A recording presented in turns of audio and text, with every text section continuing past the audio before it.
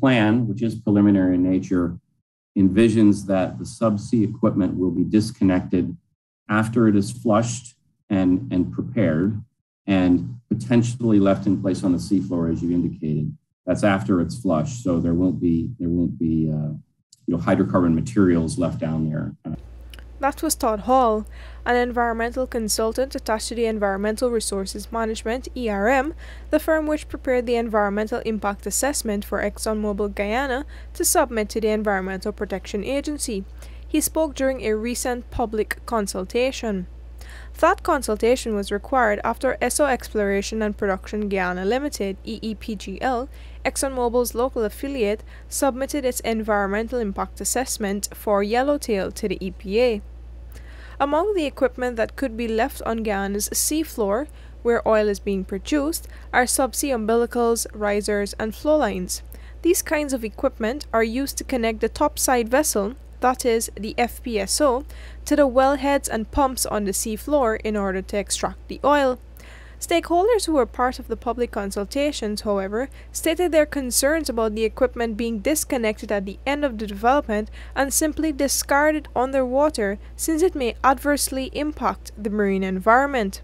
Dr. Jerry Jailal, a member of the Guyana Oil and Gas Governance Network, asked what international studies the company was using to justify that action. Another participant pointed out that the government is currently spending millions of dollars, or exactly $787.6 million, to remove wreckages from the Demerara River, and questioned whether that would become necessary with the oil equipment left underwater. The environmental consultant, however, emphasized that this decommissioning plan was only preliminary. In the process of producing oil and gas, decommissioning or closure is the last phase of the process. It follows exploration, development, and operations. The decommissioning plan also states that alternative strategies will also be considered during the detailed decommissioning plan development based on the results of a series of comparative assessments that are described.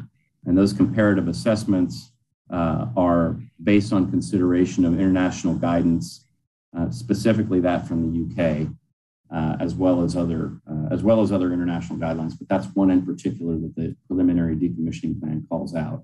You know, it's notable that this is a preliminary plan for a reason, because we're talking about something that will happen 20 plus years from now, and the state of the science, the state of regulations and guidance, I think we can all expect that will continue to evolve. Extraction of oil at the Yellowtail development has not yet been finalized. However, wells will be drilled from 6 different drill centers. ERM consultants indicate that there would be between 41 and 67 oil wells, the largest number of wells within the 4 developments of oil offshore Guyana.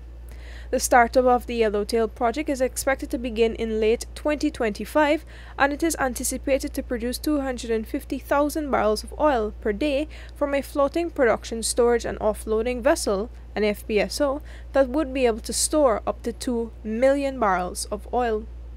Reporting for the newsroom, I am Vishani Raghavir.